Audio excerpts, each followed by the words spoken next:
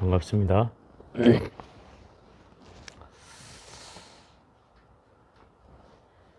오늘도 뭐 폭염의 날씨라고 하는데요. 이 하한거가 6월 초부터 시작한 일에 최단 기간 안에 또 마치게 됐습니다. 한편으로는 아쉽기도 하고 한편으로는 또 다행이기도 한 일인데, 어쨌든 이 10주 만에 이 좌선이와 반야신경을 공부할 수 있었던 것은 다행스러운 일이라고 할 수도 있습니다. 그간에 제가 보고 싶어 했던 이 좌선이를 여러분들과 함께 공부할 수 있어서 좀 다행스럽기도 했고요. 덕분에 이제 이 좌선이를 통해서 참선을 어떻게 해야 제대로 된 참선을 할 수 있는 것인지 알 수 있는 대목이기도 했어요. 이 좌선이라는 것은 자선의 규범을 이제 설해 놓은 책이고, 이 첫 구절에는 이 대상자가 누구인지를 분명하게 밝혀놨죠. 반야를 배우는 보살은 반드시 대비심을 일으켜야 한다. 저는 이 대목이 굉장히 인상적이었어요. 반야를 배우는 보살이라는 것은 수행을 하려고 하는 모든 대상자를 얘기하는 거죠. 지혜를 얻으려고 하는 사람들은 이런 뜻이죠. 반드시 대비심을 일으켜야 한다. 이런 대목이에요. 또 우리가 반야신경의 첫 구절이 바로 아까도 읽었지만, 관자재 보살이 깊은 반야바라밀다를 행할 때에 오온이 모두 공함을 비추어 보아 모든 괴로움에서 벗어났느니라. 이게 첫 대목이잖아요. 여기서 관자재 보살은 관세음보살이고, 그 관세음보살의 소명이 뭐예요? 대자대비잖아요. 그죠? 대자대비 구고군한, 모든 괴로움을 다 해결해 주겠다는 분이 이 관자재 보살 아니에요. 근데 이분이 깊은 반야바라밀다를 행할 때에 이렇게 했죠. 대자대비를 상징하는 보살님이 깊은 지혜를 얻기 위해서 반야바라밀다를 행할 때에 이미 오온이 공함을 비춰보아서 일체 고통에서 벗어났다, 이런 거죠. 그러면 이제 이 대목에서 우리가 얘기하는 대목이 뭐냐면, 부처님께서 얘기하는 지혜와 자비라는, 그죠? 두 개의 수레바퀴를 말하는 거예요. 한쪽에는 깨달음을 구하고 한쪽에는 중생을 제도하는 이 두 가지 경계를 말하는 거예요. 근데 우리가 이제 사람으로 평가를 한다고 해도, 어떤 사람은 총명한 사람이 있는가 하면 어떤 사람은 자애로운 사람이 있다. 그죠? 대체로 이렇게 구분을 크게 한다고 하면, 자애로운 사람과 지혜로운 사람은 어떤 게 좋을까? 여러분 어떤 게 좋을게요? 두 가지 중에 선택한다면 지혜가 좋을까요? 근데 이 경전에나 뭐 부처님 말씀을 빗대서 얘기를 해보면, 이 지혜와 자비는 결코 둘이 아니라는 사실을 항상 얘기하고 있다는 거예요. 지혜의 끝이 자비이고 자비의 끝이 지혜라는 거예요. 그러니까 이게 둘이면서 하나고 하나면서 둘인 거예요. 그런 도리가 이 지혜와 자비에는 숨겨져 있는 말이죠. 그래서 불교는, 제가 전문 시간에도 얘기했는지 모르겠는데, 두 가지 다 해야 될 필요가 없어요. 지혜를 얻기 위해서 노력할 지혜와 자비를 두 가지 다 얻으려고 하는 그것은 어리석음이다, 이 말이에요. 왜? 지혜를 얻으려고 하면 이미 자비가 갖추어질 수밖에 없고, 또 자비를 얻으려고 하면 지혜가 갖춰지지 않고는 온전한 자비가 될 수가 없기 때문에 그런 거예요. 그러니 이 지혜와 자비는 한 가지만 하면 두 가지가 다 따라오게 돼 있다, 이 말이죠. 그런 원리예요. 불교는 그렇게 되어 있어요. 그래서 불교는 뭐 경전도 그렇지만 여러 개를 해야 될 이유가 없다는 뜻이에요. 그게. 여러분들은 그간에 어디 뭐 좋다 하면 막 다 쫓아다녔잖아요. 그렇죠? 뭐 터가 좋네, 법당이 좋네, 또 어떤 부처님이 영험하네, 어디가 가면 막 소원을 하나 들어준대, 막 이렇게 하고 쫓아다녔잖아요. 근데 그럴 필요가 없다는 거예요. 내가 지금 여러분들이 하고 있는 이 공부를 꾸준히 포기하지 않는 마음으로만 꾸준히 해서 나아가면 나머지 여러분들이 바라는 소원이나 가피나 공덕은 다 이 두 팔처럼 따라오게 돼 있다. 내가 걸어가기만 하면 팔은 따라오잖아요. 그렇게 돼 있는 거예요. 근데 우리가 그간에 여러분들은 이제 목적이 결국 마음을 다스리는 데 있지 않고 뭔가 가피와 공덕과 어떤 소원을 성취하기 위한 그런 목적이 있었잖아요. 그죠? 그래서 그걸 쫓아가다 보니 정작 불교의 근본적인 걸 놓치게 된다, 이런 얘기죠. 오히려 어찌 보면 부처님 말씀과 동떨어져 가게 되는 그런 결과를 낳게 된다. 그러면서 난 절에 다닌다고 얘기하니 어찌 보면 그게 아이러니한 문제죠. 그죠? 절에 다니면서 오히려 절이 아닌 곳으로 가고 있는데 자기는 불자라고 얘기한다, 이 말이죠. 그런 어리석음을 범치 말아야 된다. 그래서 이 좌선이나 이 반야신경에서는 가장 핵심이 발심을 하는 거예요. 발심을 하는 거. 제가 한번 얘기했잖아요. 발심은 발보리심의 준말이고 그 발보리심은 안욕따라 삼맥삼볼이라는 최상의 깨달음을 얻고자 하는 마음을 일으키는 것. 그게 발심이에요. 왜 이게 중요한가 하면 이 마음을 내는 것과 그냥 절에 다니면서 기도만 해가는 것은 이게 처음에는 별 차이가 없어요. 처음엔 별 차이가 없는데 점점 차이가 나게 돼 있어요. 가는 방향이 다르거든요.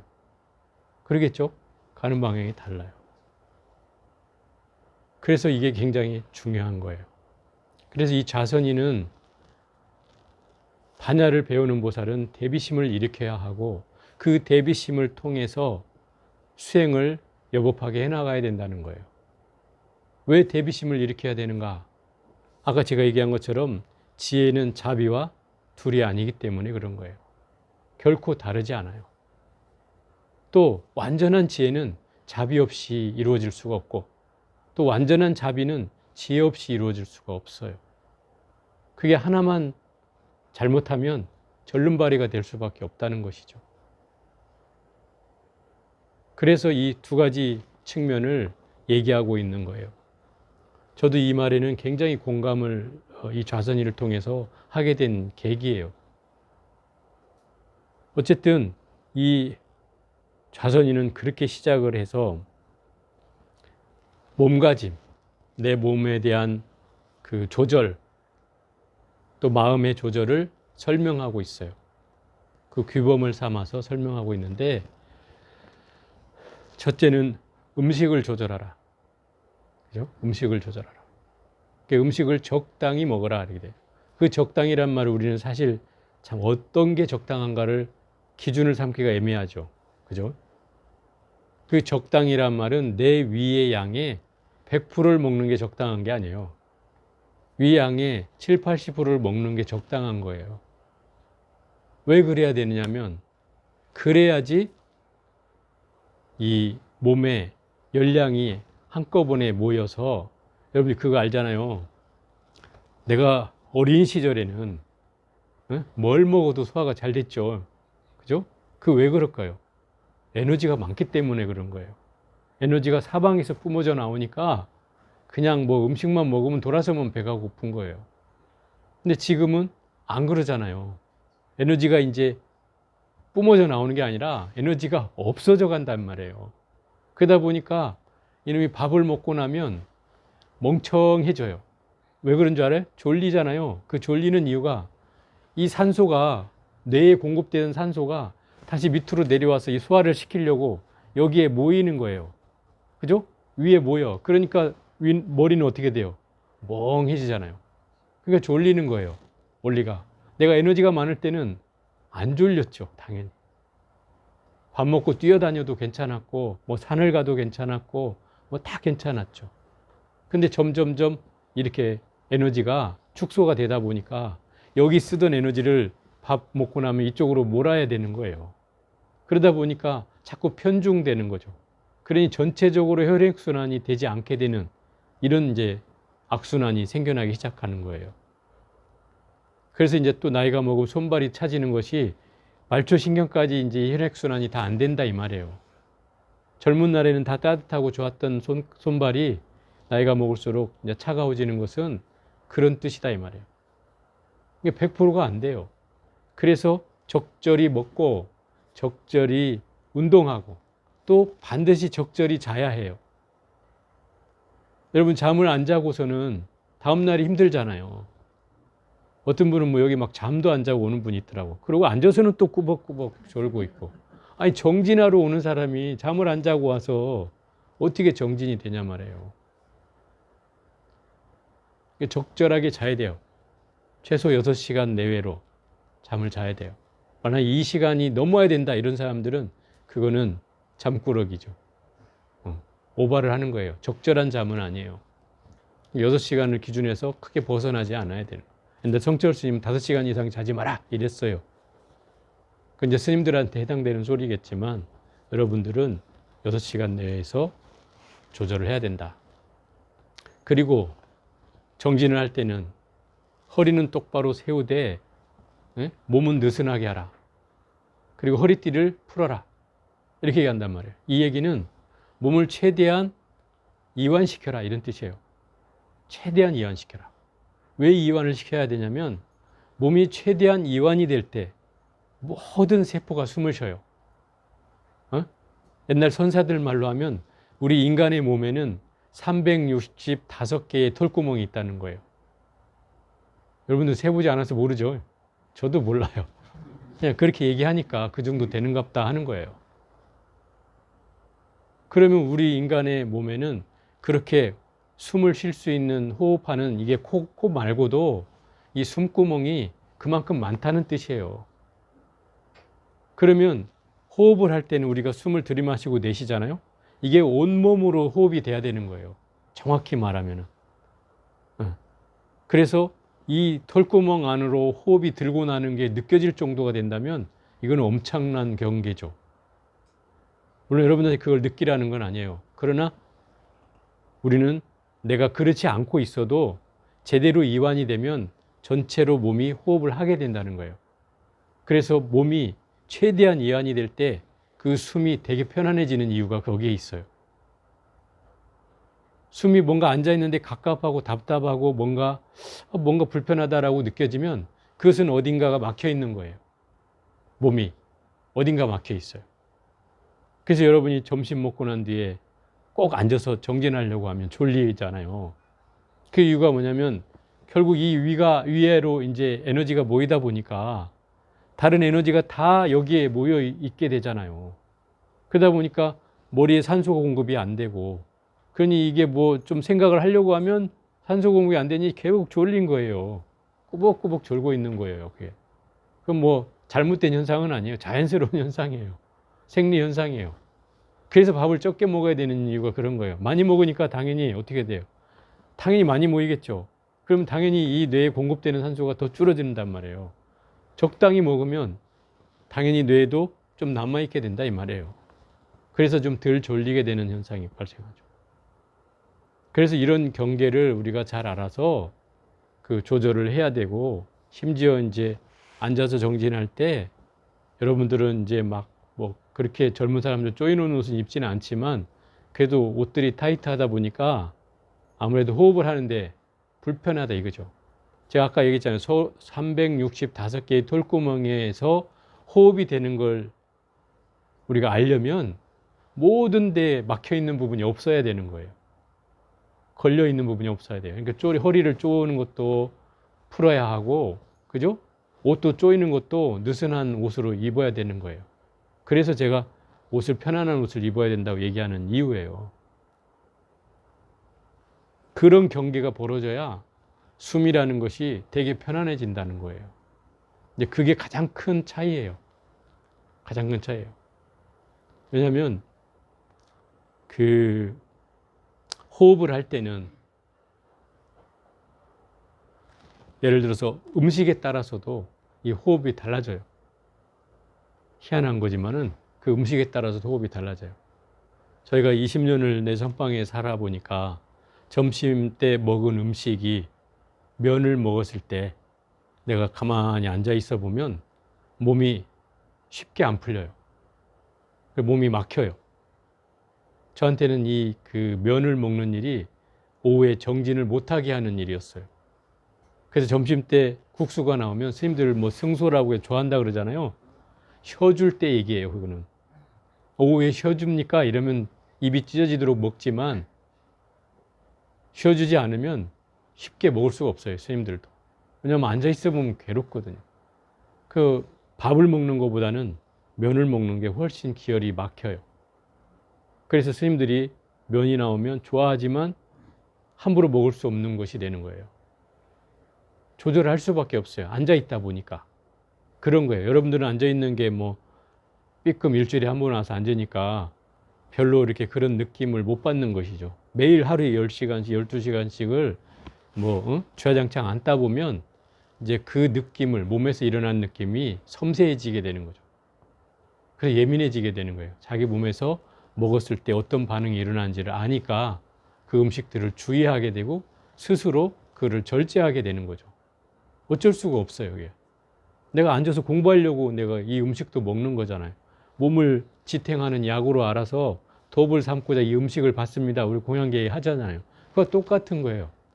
그러기 때문에 음식을 먹는 것이기 때문에 음식에 설사 욕심이 나도 그걸 함부로 취할 수가 없어지는 거죠. 그런 경계가 바로 이 좌선위에는 다 설명이 돼 있어요. 그래서 몸가짐과 또 마음가짐은 어떤 거예요? 생각이 나는 것에 대해서 알아차리라는 거죠. 어떤 분이 생각이 일어나니까 그렇게 얘기하는 분 있어요. 생각이 나오면 성불하십시오 하고 생각이 일어났을 때 성불하십시오 하고 그렇게 하고 다시 또 해야 됩니까? 이렇게 묻는데 제가 강경하거나 사경할 때는 그렇게 하라 그랬잖아요. 근데 이 참선할 때는 그렇게 하는 게 아니고 알아차리는 순간 다시 나무불로 돌아오는 거예요. 호흡하는 방법으로 다시 돌아오는 거예요. 알아차리는 순간 또 돌아오는 거죠. 그게 계속 반복되면 돼요. 생각이 또 일어났다? 그러면 또 다시 반복돼서 나무불로 돌아오고 또 하다 보니까 또 생각이 일어났다? 또 나무불로 돌아오고 이렇게. 단 5분 하든 10분을 하든 그렇게 해서 돌아오는 거예요. 그래야지 내가 다른 데 생각하는 겨를을 뺏기지 않고 단순간에 이 정진으로 나아가게 하는 거예요. 그 정신적인 건 그런 거죠. 육체적인 건 이미 몸가짐을 바르게 하는 일이고 또 정신적인 건 바로 그 생각을 알아차리는데 그 핵심이 있어요. 이제 그런 경계를 설해 놓은 것이기 때문에 이 좌선위를 통해서 우리는 이 선에 대한 기본적인 규범을 알 수 있는 대목이에요.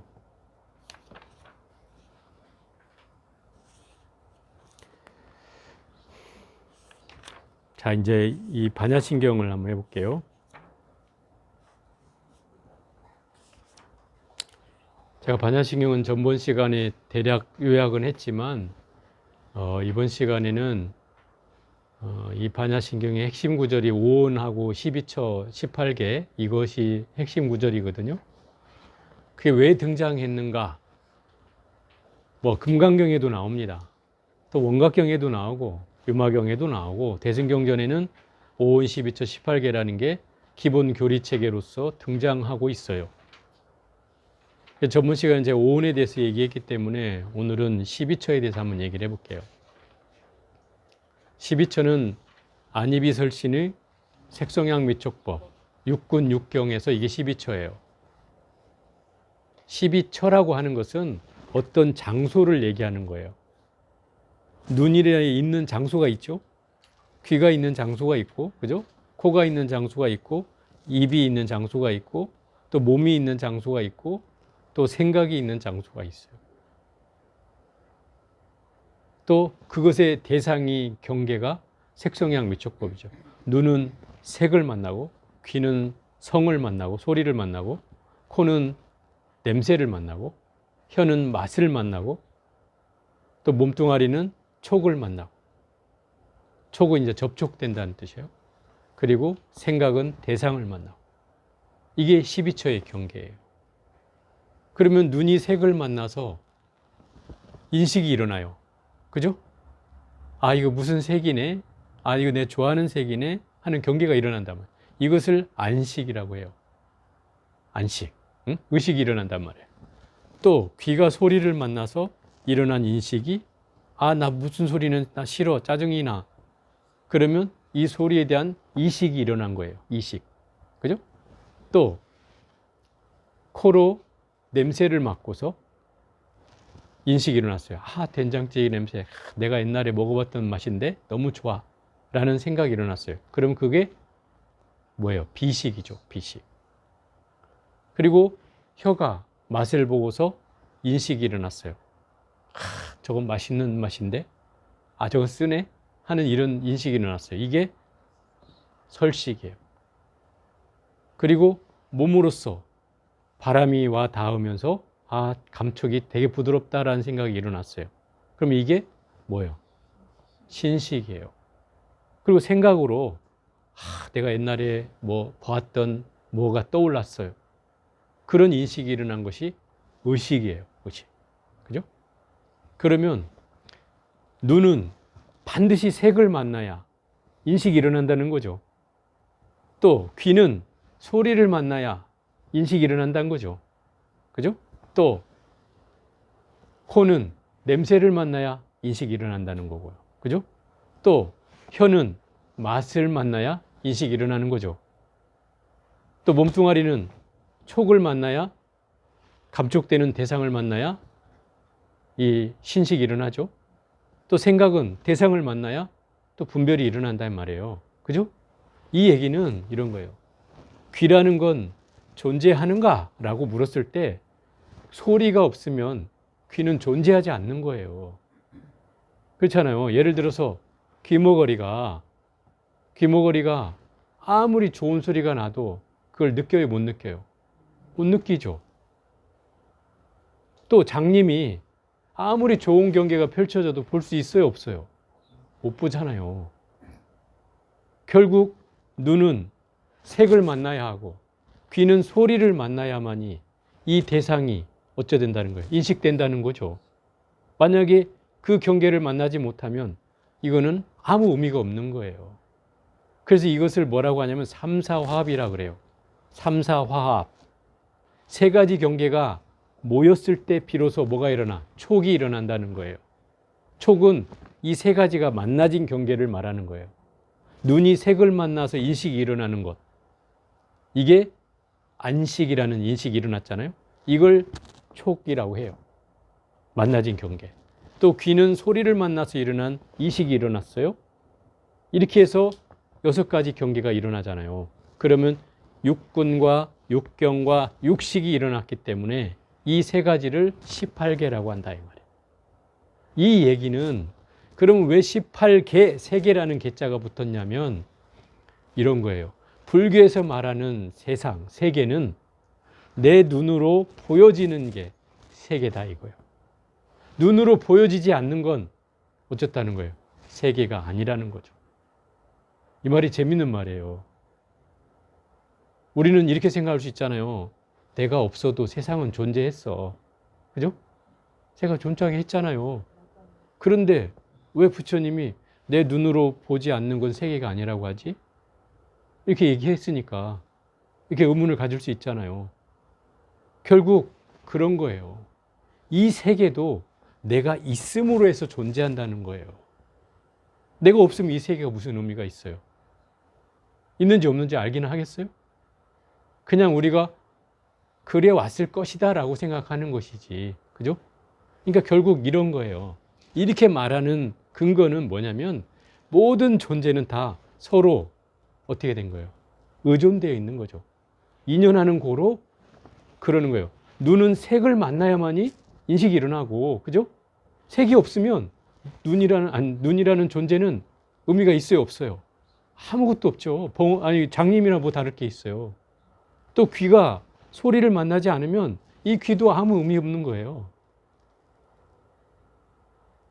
그게 바로 이 삼사화합에 대한 인연하는 고로 이렇게 타는 거예요. 이게 모든 것이 다 연기로 이루어졌다는 뜻이에요. 눈이 색이라는 연기를 만나서 인식이 일어난다 이 말이죠.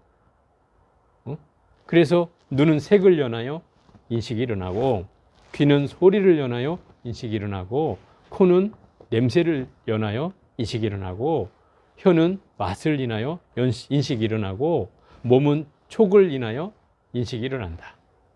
생각은 대상을 인하여 인식이 일어난다. 이런 말이 성립되는 거예요. 그 얘기는 서로 인연하지 않으면 이 존재는 아무 의미가 없어지는 거예요. 그러면 서로 독립불변하는 존재로 존재하는 게 있는가? 이렇게 물었을 때 있어요, 없어요? 아무것도 없는 거죠. 그래서 12처도 없고, 색성향 미촉법도 없고, 안입이 설신이도 없고, 의식과 무의식계까지도 다 없다. 이렇게 얘기하는 이유가 바로 여기 있다 이 말이에요. 좀 이해가 돼요? 그게 이제 우리의 인식이라는 거예요. 그러니 우리의 인식들은 다 연기법으로 이루어져 있기 때문에 그 연기는 무슨 얘기예요? 자성이 없다는 말이다 이 말이에요. 독립불변하는 영원한 실체를 가진 이 존재가 없다는 거예요. 그게 연기법의 핵심이에요. 그것을 다른 말로 하면 무아라고 하는 거예요. 나라고 할 게 없다. 그걸 또 다른 말로 하면 그게 공인 거예요. 텅 비어서 아무것도 없는 거라는 거죠. 근데 우리는 늘 나는 이렇게 얘기하잖아요. 나의 존재를 인식하잖아요. 그죠? 그럼 나는 있다고 얘기하는 거죠. 그죠? 여러분 늘 있다고 여기잖아요. 이게 여기에 이제 우리의 큰 착각이 있는 거예요. 이것 때문에 괴로운 거예요. 내가 있다고 여기는 이 마음 때문에 괴로운 거예요. 그게 전문 시간에 얘기했던 그 오온무아 아니에요? 그죠? 내가 늘 여러분 얘기할 때 그렇게 얘기하잖아. 나 지금 아파. 내가 아파. 지금 내 병이 났어. 나 좀 어떻게 좀 해줘. 라고 할 때 그 나의 몸뚱아리가 그때는 나예요. 그죠? 나의 몸뚱아리가 나예요. 근데 내가 먹고 싶은 나 된장찌개가 먹고 싶었어. 이렇게 했을 때 그 먹고 싶었던 나는 된장찌개가 먹고 싶어서 할 때 그 나는 뭐예요? 그 생각이 나잖아요. 그죠? 또 내가 사람을 보는데 이 사람이 분명히 그 사람인 줄 알고 내가 가까이 다가보니 아니네? 내가 잘못 봤네? 이렇게 얘기했어요. 그럼 그때 나는 뭐예요? 내 몸뚱아리가 난가요? 내가 잘못 본 인식이 나예요. 그때는.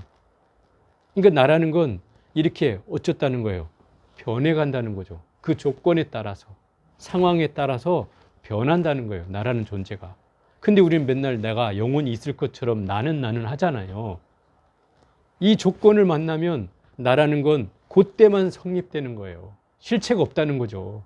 그게 무아인 거예요. 그게 나라는 게 없다는 거예요. 나라고 할 게 없다는 거죠.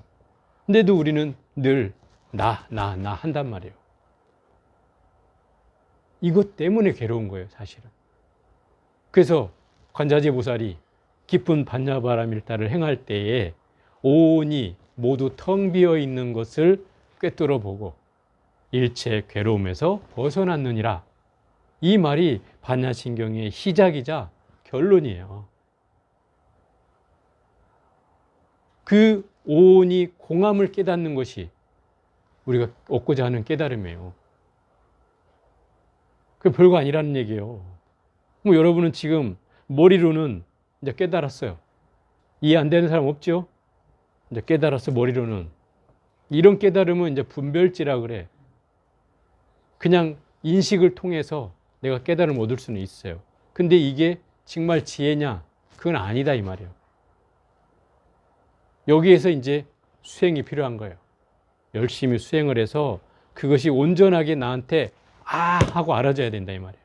그래서 내 몸으로 온전히 받아들여져서 나라고 하는 것이 진짜 허망한지를 스스로 깨닫고, 그때는 나라는 말을 쉽게 내뱉지 않고 세상의 경계를 한눈에 알아차리게 된다 이 말이에요. 그게 한목에 들어오는 거예요. 그게 이제 안목이 열렸다, 트였다 이렇게 얘기하는 거예요. 그거는 말로서 설명되는 게 아니고 이제 여러분이 이 안 분별지를 가지고 열심히 수행을 통해서 그걸 내 것으로 체득해 가야 된다 이 말이에요. 그게 이 반야신경의 핵심이에요. 이게 반야신경만의 핵심이냐? 모든 대승경전의 핵심이에요. 5원 12처 18개 연기법 사성제 8정도가 모든 경전에 다 똑같이 교리체계로 등장해요. 저는 이 대승경전을 처음에 읽을 때는 왜 이 소승 아함경전에 등장하는 기본적인 이 교리체계가 왜 대승경전에서 계속 반복되는지를 처음엔 좀 의아했어요. 왜 이게 반복되지? 그런 의문을 가지고 계속 보다 보니까 제가 이제 반야신경에 와서야 그 해답을 얻은 거예요. 그걸 여러분한테 지금 얘기하고 있는 거예요. 이게 경전이 주는 이 진가는 분명히 있다는 거죠. 그 진가를 여러분이 나는 그러면 또 다른 경전을 공부해야 되나? 이렇게 생각할 수 있는데 그거는 제가 여러분한테 혜택을 드리는 것이고 여러분들은 그냥 내가 좋아하는 소위 경전을 쫓아서 열심히 한 가지를 한 우물을 파면 된다 이 말이죠. 괜히 여러 개를 할 필요가 없어요. 만약에 정말 내가 다른 경전을 공부하고 싶다면 그건 이제 내가 여력이 될 때, 내가 내 거 소위 경전을 충분히 해놓고도 사경까지 다 해놓고도 좀 시간이 남아서 여력이 될 때 그때 해도 늦지 않다는 거예요. 지금 선배님들 중에는 그런 분들이 있어요. 선생님 저 소위 경전 해놓고 다른 거 한 번 더 하고 싶습니다. 이렇게 하는 분한테는 제가 하나씩 해라고 하죠. 그게 100일이 됐든 1년이 됐든 자기 스스로 시간을 정해놓고 그 경전을 읽고 쓰는 걸 같이 하는 거예요. 그건 좋은 방법이에요. 자기 걸 해놓고 하니까. 근데 기본적으로 자기 것도 안 하면서 못 하면서 괜히 남이 좋다니까 또 쫓아서 뭘 하려고 하는 거라면 이건 정말 어리석은 일이죠. 하나를 얻기도 전에 두 가지를 잃는 일이 되는 어리석은 일이죠. 기본이 돼 있는 상태에서 해야 된다 이 말이에요. 그래서 여러분들한테는 제가 권하지 않죠. 왜? 아직은 자기 것도 버거운 사람이 많으니까.